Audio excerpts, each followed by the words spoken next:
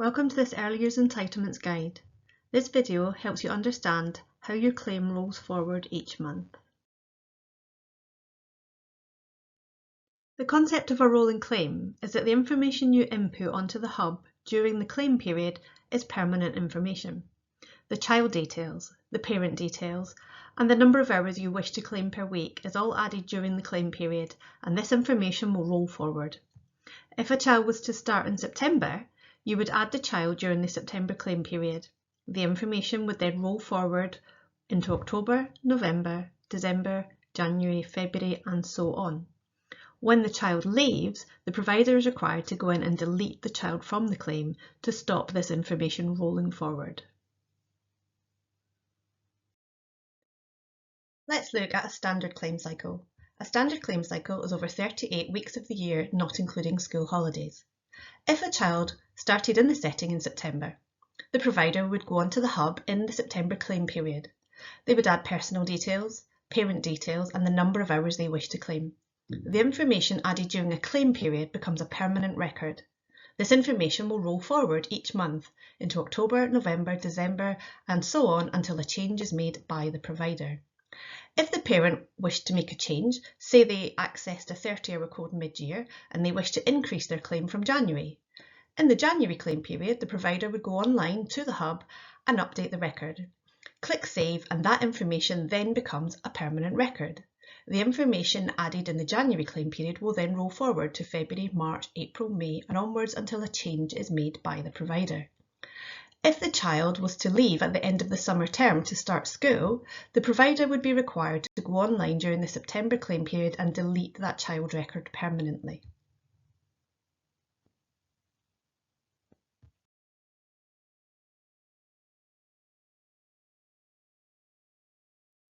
Children on a standard claim will have no payment due in August. Therefore, they will be hiding from your actuals. There is no payment to be made. They will reappear, however, in September, as they will have rolled forward from the previous standard claim in July. You will not need to send a claim declaration form in August if you have no children on your claim.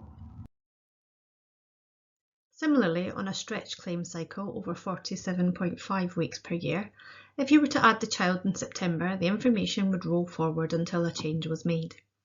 If the record was changed in January to increase the hours, again, that information would roll forward until the next change was made. If the child was to leave for school starting in September, the provider would need to go in during the September claim period to ensure the information does not roll forward. At that stage, the claim would end. Providers are asked to check their claim every month. You do not need to send the claim unless you've made any changes.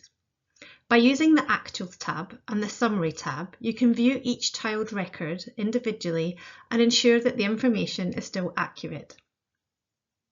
If you make any changes to a child record, that could be their name, any other details, or the number of hours claimed, please click Save. These changes will then become permanent. The Send Claim button will then activate so you can notify the EYE team that you have made some changes. If you don't make any changes to a child record, please just click Cancel.